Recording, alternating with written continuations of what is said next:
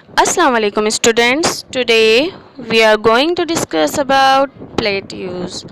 In previous lectures we discussed about two major landforms, mountains and valleys. So plateaus are also a major landform of the earth. Students, plateau is an elevated flatland above the surrounding area. It has steep sides but at the top. It is also called a tableland because the shape of plateau is like a table. Plateau की height कम भी हो सकती है और ज़्यादा भी, ये worry करती है क्योंकि कहीं हम देखते हैं बहुत बड़े प्लेट्यूज भी होते हैं और कहीं छोटे भी। अगर हम माउंटेन्स की बात करें तो mountains store house of water हैं। इसी तरह plateaus are rich in minerals. Students, mountains और प्लेट्यूज में यही डिफरेंस है कि माउंटेन्स टॉप से नैरो और बॉटम से ब्रॉड होती हैं और यही माउंटेन्स जब डिफरेंट वेदरिंग प्रोसेस की वजह से इरोड होती हैं तो ये प्लेट्यू की शक्ल इख्तियार कर लेती हैं। बट प्लेट्यू फ्लैट होता है और सराउंडिंग एरिया से अबव होता है। Students, there are many plateaus in the world like Tibetan Plateau, Columbia Snake Plateau, Colorado Plateau, Deccan Plateau, Kimberley Plateau, Mexican Plateau, and etc. Tibetan Plateau is the highest plateau in the world. The height of this plateau is 7,000 meters from the surrounding area and it is located in East Asia. Plateaus are of different types and classified according to the way they are formed. So the first type is uplifted plateau. Students, uplifted plateaus कैसे form होते हैं?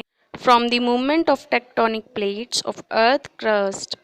When the earth crust is lifted up along fault lines, जब यही earth crust ऊपर की तरफ lift करता है fault line के साथ, तो एक रेस सरफेस फॉर्म होती है जिसे हम uplifted plateau कहते हैं। For example, Deccan Plateau in India is an example of uplifted plateau. The second type is intermontane plateau. Students, these plateaus are surrounded by mountain ranges on both sides.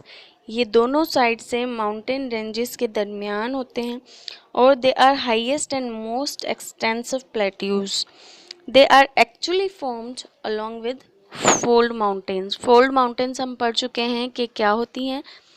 So students, ऐसे plateaus जो दो fold mountains के दरमियान form होते हों या पाए जाते हों उन्हें हम इंटरमॉन्टेन प्लेट्यूज कहते हैं और ये हाईएस्ट और मोस्ट एक्सटेंसिव होते हैं. For example, Tibetan plateau. Tibetan Plateau is the highest plateau in the world which is covered by Himalayas and Kunlun chain. Student, the third type is Piedmont Plateaus. और ये किस तरह से form होते हैं? जब माउंटेन से पानी नीचे की तरफ आता है तो वो लैंड को इरोड कर देता है, तोड़ देता है पार्टिकल्स में और उसके जो सेडिमेंट होते हैं वो अपने साथ नीचे ले आता है और वो सेडिमेंट नीचे की तरफ आकर फुट हिल्स में डिपॉजिट हो जाता है और हज़ारों सालों के बाद यही डिपॉजिट्स पीडमोंट प्लेट्यूज को फॉर्म करते हैं. स्टूडेंट्स, पीडमोंट प्लेट्यूज में एक साइड माउंटेन रेंजेस होती हैं and on the other side there are plains, so it's look like that. For example, Patagonian plateau and Appalachian Atlantic coastal plain. These are examples of Piedmont plateaus. Now students, volcanic plateaus. Students, when the process of volcanic eruptions has been repeated many times, a thick hardened layer of lava is formed which is flat and raised is called volcanic plateau. Students, अगर हम volcanic plateau में देखें तो लावा जो है वो erupt होने के बाद, इरप्शन के प्रोसेस के बाद इवनली स्प्रेड हो जाता है और एक फ्लैट लैंड बना लेता है टेबल की शक्ल में. वॉल्केनिक माउंटेन्स जो होती हैं उसमें लावा इवनली स्प्रेड नहीं होता और वो माउंटेन रेंजेस बनाता चला जाता है। लेकिन वॉल्केनिक प्लेट्यूज में लावा इवनली स्प्रेड हो जाता है। For example the Deccan plateau in India and Columbia Snake Plateau in United States. These both are examples of volcanic plateaus. Students, I hope you understand all the things.